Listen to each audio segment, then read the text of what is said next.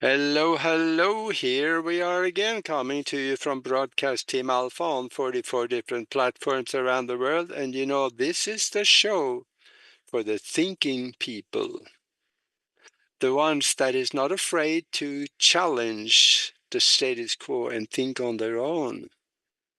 Shut the TV off, put your feet up, sit back, and think and listen to a show like this. That's where the good stuff comes. And we are definitely going to have some good stuff tonight. Yeah, my name is Augie, and I'm the host here tonight. My co-host Nori's got some computer problems, so she just couldn't get into Zoom. So hey, it's just me tonight, and we lost out. I would sure love to see her, but computers have a mind of their own. So also, we are transmitting on the Conscious Awakening Network. You got to go have a look at those guys because become a member, because they have close to 50 different shows over there that they talk about all the stuff that we need to know about. And it's an independent platform that cannot be taken down or manipulated or censored. So that's where the good stuff is. And also, I want to let you know also how you can get a hold of me and get a hold of Nori. So if you have questions, feel free to contact us. Go to our website, broadcastteamalpha.com. Find the contact feature, send us an email. We'll get the email and we'll get back to you and see what we can do for you. And also, Nori and I, we created a spiritual think tank a few years back, and we're still doing it. And we do incredible things. We seem like we are creating out of seemingly nothing sometimes. Things just shows up. Cannot be explained by Newtonian physics, but it does. And we're having a great time doing it. So I want to say a few things about our guests. We have Jeremy Lasman. And for those of you that like to surf the internet at the same time you're listening, you can go to his website. And you really should, because there's a lot of good stuff over there. And the website is thepassioncompany.org. Thepassioncompany.org. And Jeremy he's a former SpaceX technologist, and he turned inventor, founder, and a curator of both physical and mind technologies. Now, those are new terms. Mind technologies, yeah, it is a technology. And he operates at the intersection of deep tech and human potential. Now, that's good, isn't it? Our constant noise of the outside world kind of messes with the inside world for us. And it blocks creativity, performance, and innovation. But we can transcend the outside noise, and we can build on the good things that we find on the outside to better our inside capabilities. Now, if you like to organize your mind to create great things, stay with us, because we're going to talk about how to do that. He also offers mentorship to upgrade our operating system. The brain and the mind is actually an operating system, which also means that it is somewhat predictable if you know how to use it. Now, take that one and think on it. And this operating system that he is using is called iSelf Platform, is what he's calling it.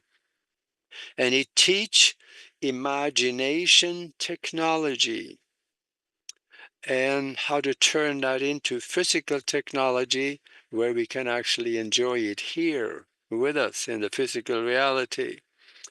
And gosh, this is going to get deep, Mm. isn't it, Jeffrey?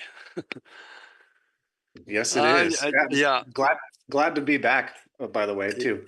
Thanks. yeah, this is going to be fun. And Yeah. I was it is getting so deep here. I was kind of puzzled about what we should start out talking about. But Mhm. you mentioned imagination technology. Mhm. Let's start there and then tie everything in afterwards once we know what that is. Yeah, so that's a really good place to start. So I think most people are familiar with the term information technology, right? Yeah. And that's sort of the structures of our world and the saturation of data that we are being overwhelmed by across all the fields. And this invention came about through my work of tackling this for myself, like being a very kind of neurotic individual, very chaotic inner world, and more or less like feeling abused by it. Mm. I didn't have any sense of peace, and I could barely meditate uh, for even 5 minutes because it was so noisy in there. And so, imagination technology came about through just researching the different fields in which science, philosophy, spirituality, they all kind of have their different aims when it comes to uh, looking at the mind and the programming and uh, the sense of our identity at the deepest extent. Mm. And I thought there could be a more elegant approach to like understanding our not just being single dimensional, like we're not just physical beings, uh, we are multidimensional. And I didn't find a lot of things that honored that. Mm. You Yeah. know, with science, it takes a very physical based approach and puts us more as just our bodies in a sense. Then you can get more metaphysical and talk about the mind and get into different philosophies that kind of approach the ego and consciousness and things like that. And then you have like the spirituality uh, that gets into the supernatural, the non-physical, more intangible stuff that we're made Yeah. from. And so, imagination technology is sort of like a framework to bring it down to a fundamental level so that you can understand yourself better.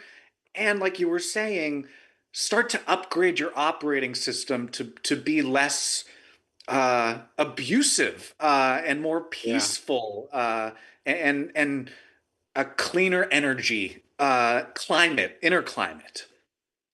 Yeah, I think also that at science as usual, Newtonian physics, that is very short in its deeper understanding.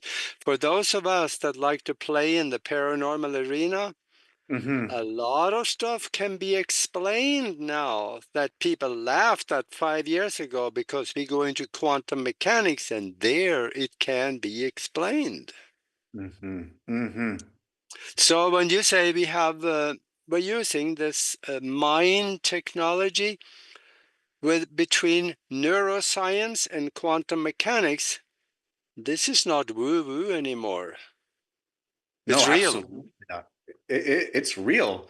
Uh, Yeah, I mean, when those barriers kind of come down, that kind of Yeah, separates the artificialness of technology and machines, you know, from the consciousness as a technology that it is a for us for humans it is an organic technology. yeah, yeah. And it is expanding and it's expanding. We get more and more and better understanding just every week that we read some of the stuff that is coming out from the scientists and the theoretical arena. A Mhm. lot of the stuff that was theory, let's say 10 years ago within quantum mechanics, now there is repeatable scientific experiments saying that it is real. Hmm. Hmm. So we're expanding so fast, it's hard to keep up. Well, we can't keep up. Yeah, and that puts like alignment to that to the forefront of Yeah. to not like performance wise, right? To not get trampled or fall. Like I love the surfing metaphor, right? Because Hmm. we're either figuring out how to surf these huge waves that are picking us up, or sometimes we get trampled and we fall off the board, and we have to kind of heal or be with that. But ultimately, we get back up on the board, and we want bigger waves. Yeah. Yeah. I saw also that now you are a former SpaceX technologist. Did Yes. you? I didn't get to ask you this, but did you Yeah. also work at SpaceX? Yeah, that's what I meant. Yeah. I worked there back when it was a startup, kind of doing both IT and marketing. So I got, the into the DNA of that huge vision, making life more multiplanetary, and seeing their first success after four failure launches or three failure launches. Um, so it was a historic and electric vibe. Oh yeah, yeah. Oh, I'm going to ask you something that I've been wondering about, and that is, Okay. since you were there, did you hear any, or should I back up? There is a section of that huge plant in Texas. There's a section that is highly classified. You don't get in there Oh, unless you have a form of a special card that you need in order to even enter. And nobody talks about what they're doing back there. And I know one of the things they were doing, they were putting together an engine for a car that runs on water. at And SpaceX? yeah, they were doing other things also. And well, Elon was interviewed one time after that experiment was over, and he said that, yeah, the feds came and they took the two prototypes and they said, don't mess with it. Are you So serious? did you hear anything about anything like this? I did not hear any. I never got a chance to go to Texas. Uh, but no, Oh, I okay. I have never I never heard about that. No, that's Oh, insane. that's, yeah. So you Yeah. were in California. Yeah. Yeah. All right. Okay, yeah. He's doing stuff in Texas that nobody knows about. And I know another guy that worked in Texas, and actually he got fired, Mm. but he talked about it, that there is Mhm. this place. So I'm just kind of Wow. curious about finding out what they're doing back there, you know? Wow. I'm curious too. I mean, they're building a whole city there. Yeah, yeah. Well, then, this imagination technology, Mm. if we're using the language of the universal mind, because whatever we think of and imagine, because we put it into the field and it sits there for us and we can bring it home to take it back into the physical. Mhm. There is a process for that. Are you getting deeply into that? Yeah. I mean, the sort of the counter culture principle that imagination technology is like running in a sense is it it turns self-improvement uh, Yeah. upside down Mm-hmm. because a lot of the way we were taught and uh, learn that we think self-improvement, personal development is an additive process. Like take confidence, for example. Like it is kind of taught that confidence is like you're building the confidence and it's you're growing in confidence. But I I don't think that that's the most effective way to achieve the best performance. Uh, Mm-hmm. we do something called the unphilosophy. That's our principle that Oh. basically teaches you that evolution is a subtractive process. Mm-hmm. So rather than looking at it as like, okay, I'm reading this information technology, and I got to add it to my plate. I got to put it on top of of what I'm doing, my programming, and I got to make changes by adding and adding and adding. We're showing that no, it's a subtractive process in order to at least get to that fundamental place where then you can more powerfully be a creator and consciously like engineer from a more first principles base. Does that make sense? Yeah, it could. Mm-hmm. The mind can design things Mm-hmm.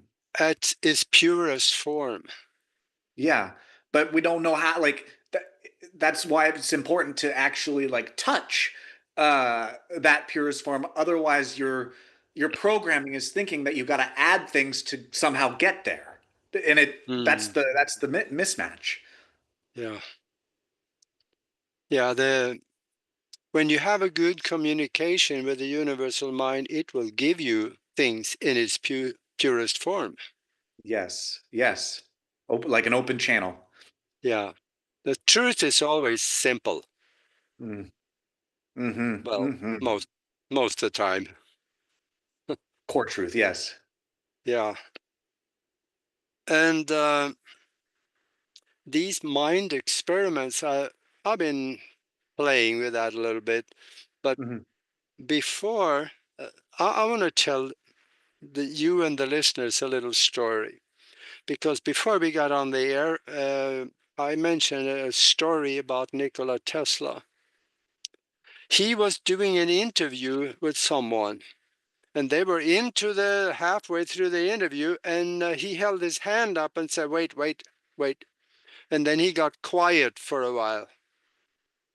He sat there, and the interviewer, after a while, it became uncomfortable because they were on the radio. So the interviewer got kind of curious what's going on. And he asked Nikola Tesla, "What are you doing?" And Nikola answered him, "Oh, I was just doing an experiment back at the library." And he said, and the experiment just failed, he said. So I had to go and have a look at it. That means he was running the experiment in his mind on the basis of what he was doing back at the library, I mean, the laboratory. So he could see before him, he had this is called eidetic memory. And when you see something in front of you, it's right there, like reading a book. You can read the book, it's right in front of you. Nobody else can see the book, but you can because you have read it once. You know what's in it. And this is what Nikola Tesla was doing. He was observing the experiment that failed during the interview. mm, You know, the thing about that is, if Nikola Tesla did it, we can train ourselves to do it too. mm-hmm. The rumor on the street is that he was a human too, so I think we can. We just don't know how. I think I have a good idea on that because I have seen this eidetic memory. But there's more to it what he did, because the experiment, when it failed, it notified him of the fact that it failed. What Uh-huh. happened? Uh-huh. Now, that's a kind of mind experiment that maybe you are talking about in its purest form. Or could it be? This one is a university grade experiment, I guess. Yeah, I mean that's I mean when we look at oh man, like telepathy, uh any of the clairs, uh you Yeah, know, the what I'm hearing there in the because that's sort of crossing the lines of like what we were talking about initially about, you know, blurring the lines of like what is technology from a consciousness yeah, perspective. And when I hear that, I'm like, dang, he somehow had that emotional connection where he set up his notification system to be, you know, the way we have notifications for our phone, right? That come in yeah, from the internet. And you know, the whatever emotional telepathic consciousness connection to his work and his experiments, you know, he had it so dialed in, so attuned, yeah, that he had his notification set up of like when the experiment was done, and he got his, you know, like his phone before phones, right? His technology screen, yeah, uh, all set up like that. That's incredible. I mean, right now we have technology to do that for us, right? yeah, yeah, Uh, but to be able to learn whatever kind of sensitivity, ear, uh, that would be fun. yeah. I know you said we have the technology to do that, Mm-hmm. and you're actually right Mm-hmm. because oh, about a year ago now, I heard the CEO of Motorola that makes telephones. Yes. He made the statement, I think a year or two ago, that by 2030, no one will need to carry a phone with them because the phone is built into our body. All they have Yeah. to do is Yeah. think of someone and probably something else they have to do to make the connection, and the other guy will get through the internet, Wi-Fi or whatever, they'll make the connection at the other end. I mean, at that point, it's not the internet as we know it. I mean, it's more of Yeah, a right. consciousness web, the World Yeah. Wide Web. So yeah, that's what they said. So they're working on that technology. Wow. Yeah. But the thing also that I would comment on is that we have the capability of doing that through a Yeah. psychic development. 100. I don't. I believe that. I believe that Yeah. Yeah. that is possible. Yeah. Just for I the mean, fun of, yeah. There's already glimmers of that. Like, you know, where I think of someone and then they text or something like that. yeah, happens all the time. Yeah. You betcha. And for those of you that say, yeah, sure, go on YouTube, put in your search bar, put reading blindfolded, and that will destroy your opposition to what I just said, because there's kids and people, they put blindfolds on them, they give them a book that they've never seen before, throw it to a page in the middle of the book and tell them to read it, and they do, because they have trained themselves to do it. They don't need eyes to see, the mind sees the book. That will be fun for you guys out there listening to this. Go do it. You're going to enjoy, really enjoy it. So, what you're hearing here today, there's a science behind it. Everything that we talk about is possible.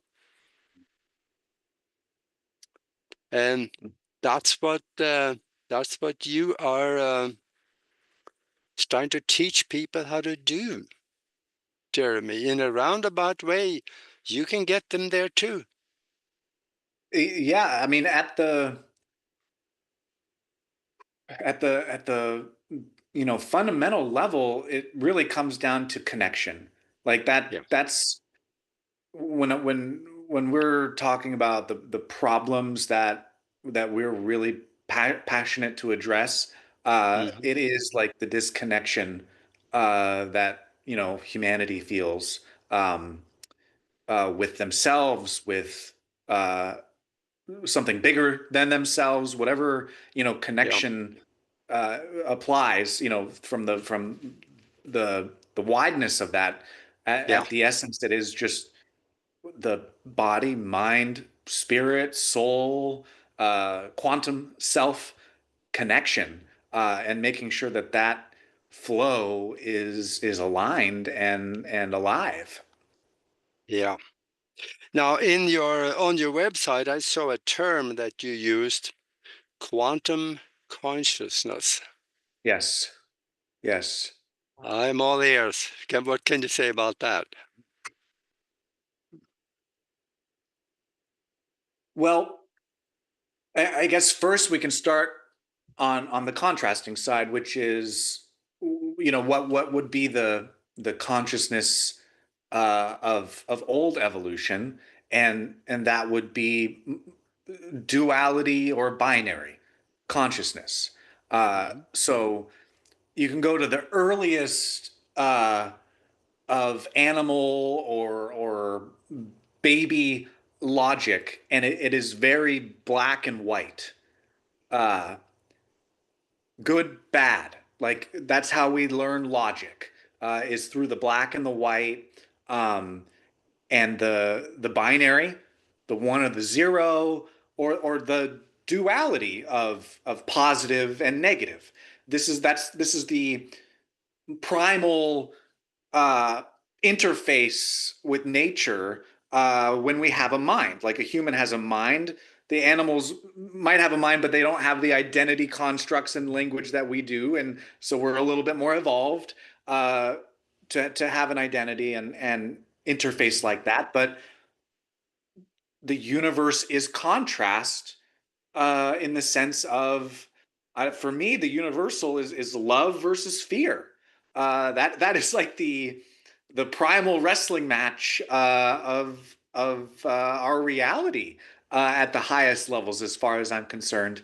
Um, and so this has taken this evolutionary ability has taken us very far to where we are today. Yeah. But inherently, the binary, the duality, whether you're talking machine or human, there is now limiting us. It is bottlenecking our passion. Yeah. It is constricting our performance in terms of higher frequencies, joy, peace, freedom, the frequencies of consciousness that we're connected to. And so when we kind of bring that down and see that like self-conscious mode, that is where with the Passion Company, we coin that as the survival of the fittest operating system. That is survival mode. That is the old operating system that has been powering humanity for centuries. Uh, Yeah. and it's rooted in self-preservation. It has the best of its intentions for our survival. But we're entering a new phase here where it's limiting us because those old that old architecture is no longer needed now that we have technology to complement us. Yeah. And so it's begging the question of like, well, how do we get beyond the one and zero of binary? How do we get beyond the plus and the minus of duality? And that is quantum.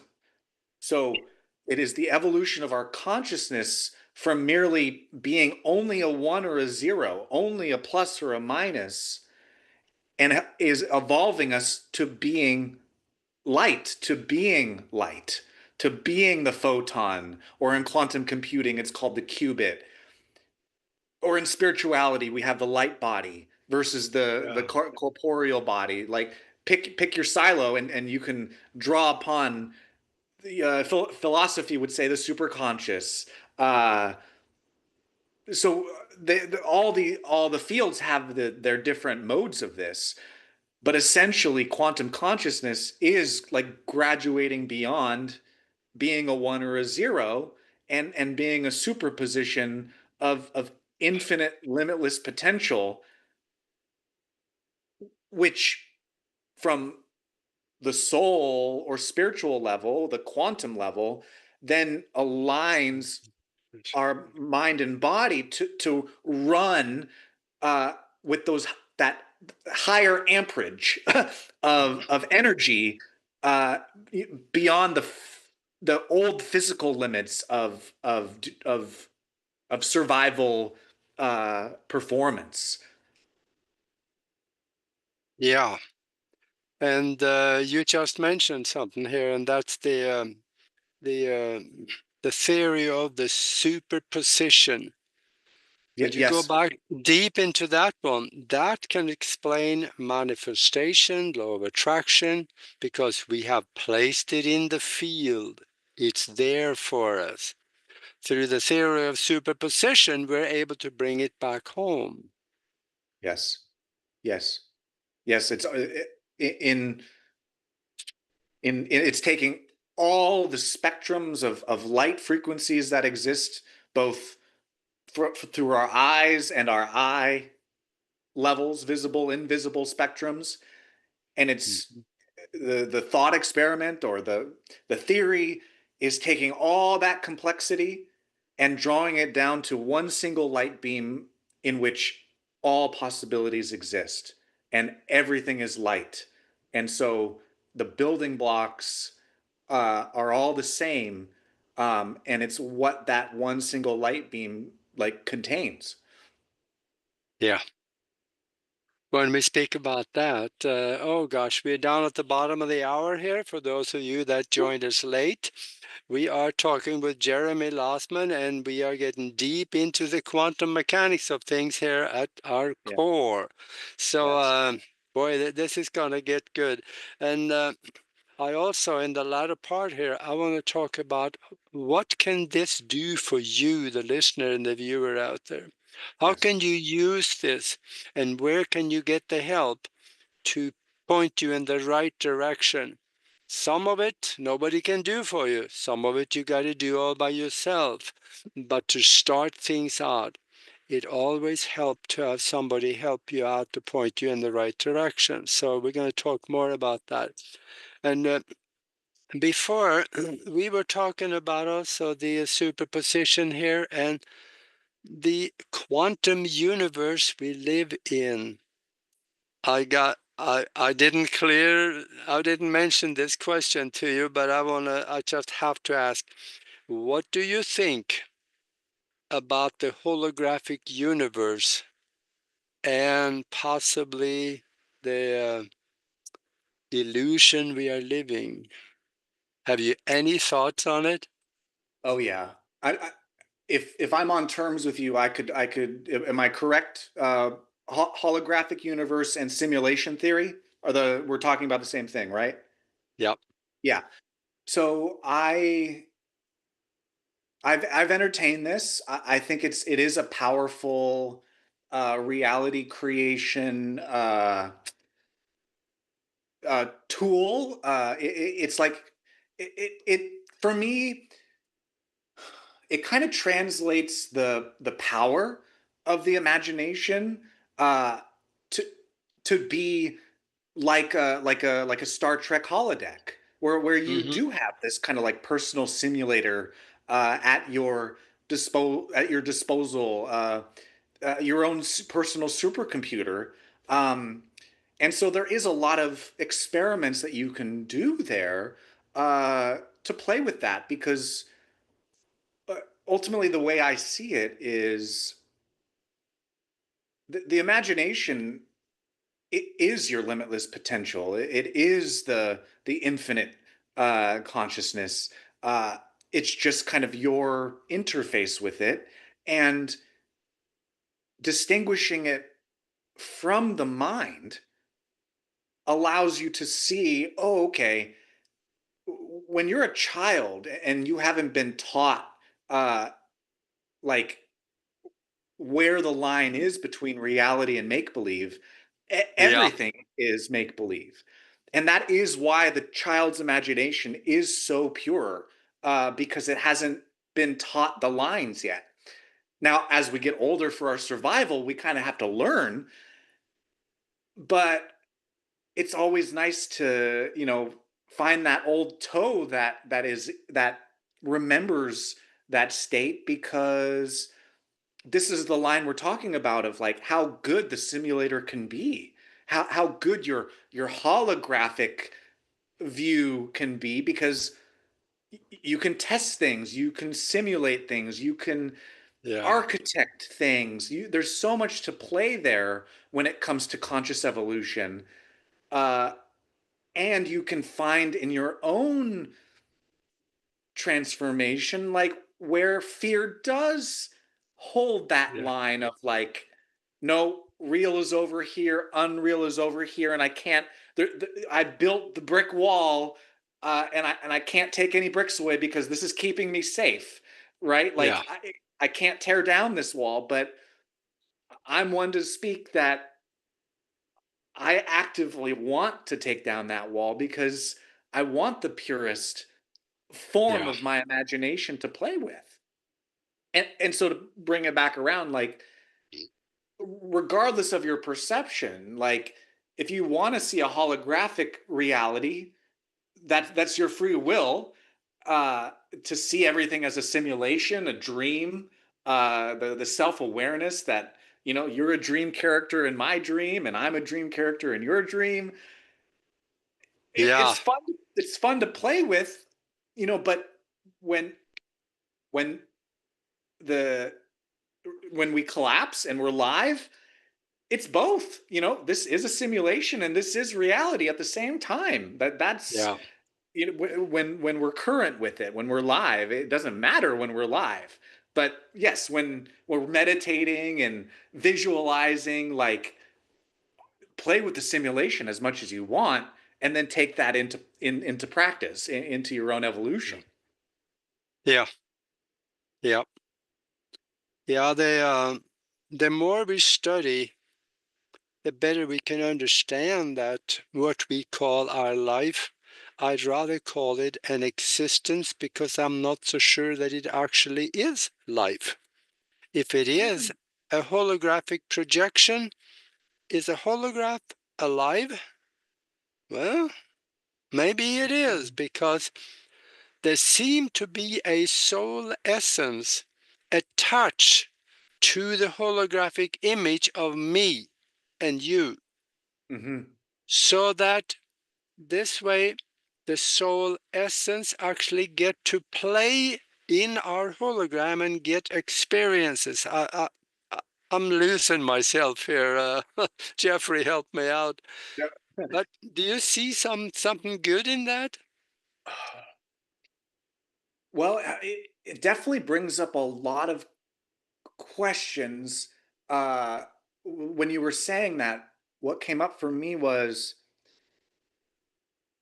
soul, even aliveness, like a life, alive existence, um, Yeah. alive, life, death. Uh, that's a duality right there, right? Like one or zero, you're alive or you're dead. But I think on the levels that you're entertaining there, which I love where you say existence is like our natural state, I believe, I feel, is more timeless than time. Yeah. And when I take that to what you're saying, like existence doesn't have a start or an end point. Like the Right. soul, it is not a on or off state. It's not alive or dead. It could be both, but it's not either. Uh, and so yes, maybe when we're in our lower, human perception, we could entertain the like alive or dead state. But I think ultimately, on an evolutionary wavelength, our point is to connect with what you're saying, the existence that is higher and deeper to who we might be or actually are at our essence and our natural state, which breaks so many things uh, potentially. But that's what makes it fun. Is like it is the unknown. We don't know ultimately where we're going. Yeah. Yeah. And I know you, the Passion Company, and Yeah. let's see, I want to hear you talk about that a little bit because passion, is that a stronger expression than maybe emotion or strong feelings? Is passion kind of a higher vibration than the other, maybe, or what? When you work with people's, I'll tell you, if you have passion for something that you want to have, nothing can stop you. No, no, no. Now, talk about this a little bit, what you Yeah. do. So I loved your question. I love it because it really gets to the heart of the term that we want to like understand together. Because I would say classically, passion is kind of looked at like an uncontrollable, Yeah. volatile emotion, which is the case. But what if we treated passion, and this is what we're doing at the Passion Company, more like a fuel, uh, more like a Oh, resource in which we're looking at passion like more than just a volatile emotion, but more of the fuel of human energy in which now we entertain it as a resource like anything else, like water, where it's dirty or clean. The quality of the passion now becomes the picture. And the reason why we like look at passion as an uncontrollable emotion is because it is so close to a singular energy. You mm, can be as passionate in anger as you can be passionate in joy. It yeah. is not a plus or minus limitation there. And so, with what we're doing at the Passion Company, we see a world of human beings with passion that's dirty, that has contaminants of fear and negativity in the quality of the fuel. And so, what we're wanting to do, our aim is to use like architecting your new operating system and being a utility provider for passion to help individuals clean their energy, to clean the passion, which is evolving beyond the fear, the negativity, the limitations, the disconnection, all the problems that are plaguing us, not from a position of like fixing people. That's inefficient, but looking at human beings as already whole and troubleshooting that operating system so that they can experience a cleaner energy lifestyle that is more passion driven than survival, fear, threat Yeah. driven. That's what lowers the performance. That's what keeps us from getting higher vibrational states. But when you address the passion, you get lighter, less weight, less densities in your body, in your mind, connection to spirit and higher. So I look at it like it's a bi-directional flow, and even you can even go to the earth with this flow, right? Our connection to earth or spirit or higher realms. This is a flow, and passion, I feel, is what is the distinction from animals or machines. That's what makes us special as human beings is we have passion. Mm-hmm. We could argue animals have emotions. Uh, Machines don't. They can simulate emotions, but passion is what is the inner power that allows us to Yeah. create new things. Uh, and so it's that connection to your inner power source that we're looking to really help people uh, get clear on so that they get more active participation with their own conscious evolution. Mm-hmm. Passion have an energy to it, Exactly. It and is energy. yeah, and it's an energy field that transcends the skin and goes out. Other Yeah. people will feel it. Yes. Yes. And if they are in a really lousy state of mind, it lifts them up. They're observing or feeling your passion. Yeah. Am I on to something there? Yeah. I mean that if you want to like that, that is why I have been a lifelong professional wrestling WWE fan Uh, because that level of passion that it takes for that craft, that whole business, that whole industry, it comes through the screen. It literally yeah, allows you to feel more joy, put a smile on your face. Yes, it's all the principles of entertainment, like what entertainment is, but specifically when we're talking about passion and it coming through the screen and your the craft behind it and all the science and the art coming together that passion represents the mastery of it. That's why I fell in love with it. But you're totally on beam it because it's not a physical substance, right? yeah. It is a singular energy, sort of at at the core of where this energy is meeting us and then splitting into the contrast. It's the why it's so volatile because it's the closest to your source. Mm-hmm.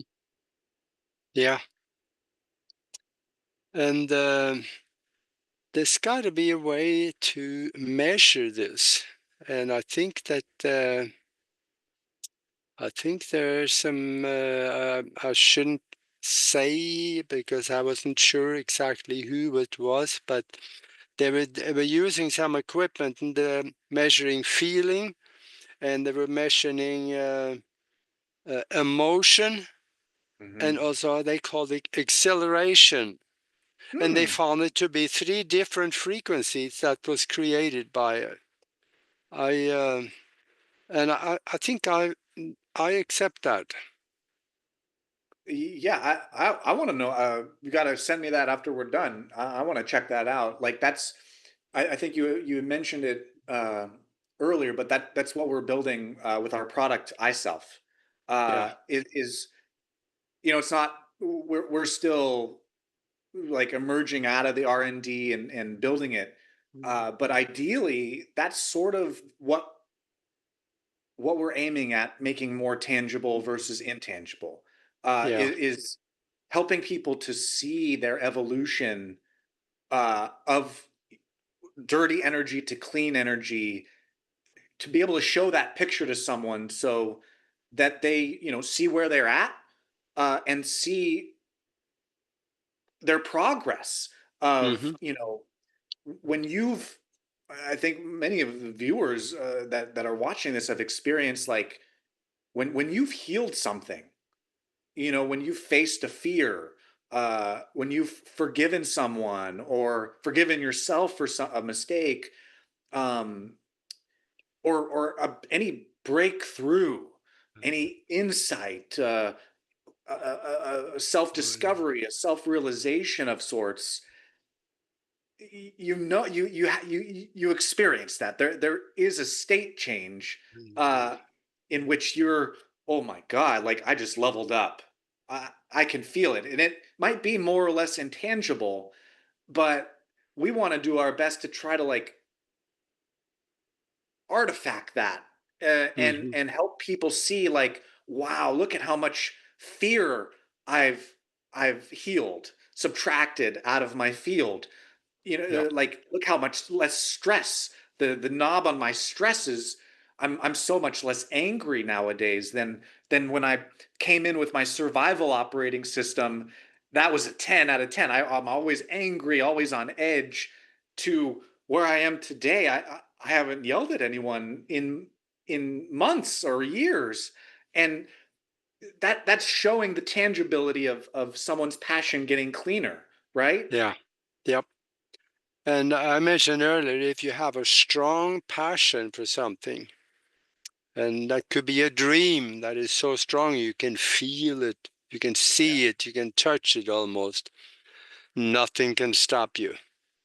So when someone come to you, how Yeah. would you help them to get that passion to be unstoppable? Oof. So Well, that's a tough one. no, not that. I mean, it's the process. I mean, this is the big picture, you know, evolution from natural selection to conscious evolution is Yeah. allowing, showing someone how to shift from, being more of a passive victim to reality. And many people have already graduated beyond that, but just showing the contrast to a more intentional creator, architect, engineer of your life. And so what we do is, first we like to establish the baseline to get a sense of like, so you see what the picture of your survival operating system looks like for you. So addressing, all those layers, so that you start to feel first like, oh, I'm discovering things about myself here. I didn't know Yeah. this about myself. It's like why all love doing those personality tests online, right? Where it shows you, where the Myers Briggs, or uh, what your personality type is and things like that. So we get that baseline, and then we give you imagination technology so that you can learn the mechanics of what it's like to start to subtract things that are no longer useful for you, Mm. what you're carrying, the burdens that you no longer, like, once you're given a choice, see the purpose in, and just starting that wheel of agency, to surface these things that you might have been programmed to do for safety reasons, for security Yeah. reasons. But when you're given the design pen, do I really want to carry this in my backpack every single day of my life from now on? Well, no. So the moment you like pick the no out the dialogue box, well, the universe is like, are you sure? Hmm.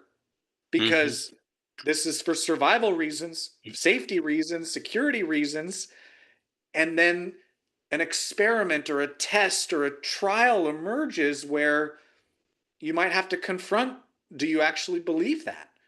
Uh, and so we take people through that process very systematically and methodically to be that passion utility provider for them, to start to clean their energy, and upgrade their operating system, and architect their own. We're not telling you, you know, what it has to be. We're not telling you even what it is. We're creating that creative space where we're showing you how to architect your own, and Yeah. addressing each dimension like that, until as you were saying, like you get so trained to and refined to fear versus love and exercise that muscle until like you are unstoppable with that level of fearlessness and focus or drive, whatever what is it, exhilarating words that you want to use there. That flow is clean now. Once there's no fear and negativity dragging it down. And you're exactly right, because knowing a little bit about neuroscience, when you have a strong positive feeling or a passion for something, you start turning off the negative markers that is in contrast with that. And when those markers go away, those things doesn't show up in your life anymore. So there is some science behind what you're saying, actually, because once you start analyzing yourself and you decide, this is what I want to see, this is what I want to accomplish, and now I will develop a passion or a visualized image for this that is so strong, I will do absolutely anything to get it, and I believe I can do it. Now you're turning off all the negative markers that was normally in your way. They go away. Mm. Mm. Exactly. And it's like the visual that I see there is like instead of the plane just flying on autopilot, survival mode autopilot, you're actually stepping into the pilot's seat, and you get to turn the knobs and the dials like you're Yeah, saying. I want you like turn down the negativity, right? And do it with the dial, right? Like you're in the pilot seat at that point. there you go. You get to turn all the four switches on the autopilot to the off and then Yep. have some fun. Oh, exactly, exactly. Yeah, there you go. That that's the See, sort of but that's the sort of laboratory that we want to offer with iSelf.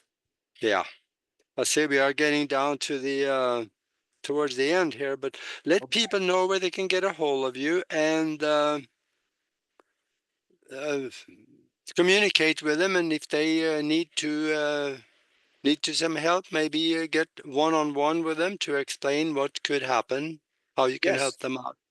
Yes, as you were saying, thepassioncompany.org to learn and see what we're doing at the Passion Company. And you can contact us there.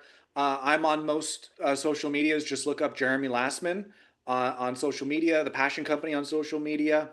Um, we are like uh, looking for people to be early adopters and who want to try iSelf.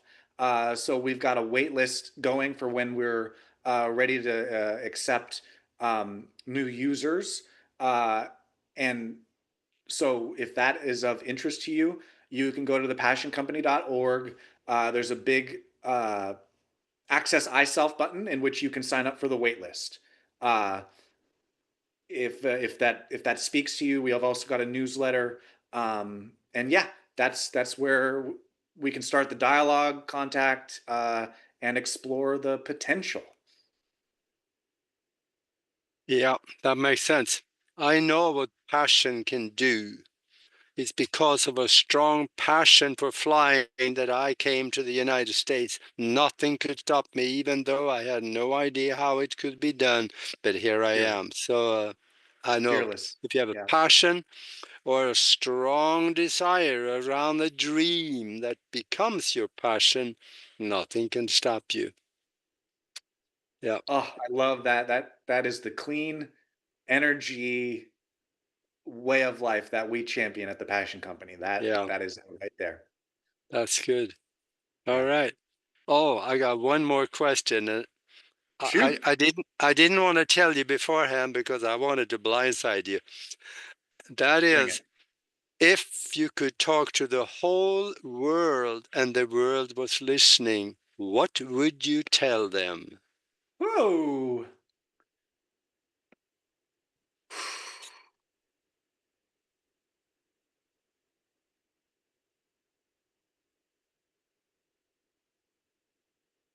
It, I would say it's time to reprioritize passion as the highest priority for the human species right now, above like money, for example. Yeah, It is that is a culture shock, but if we're talking about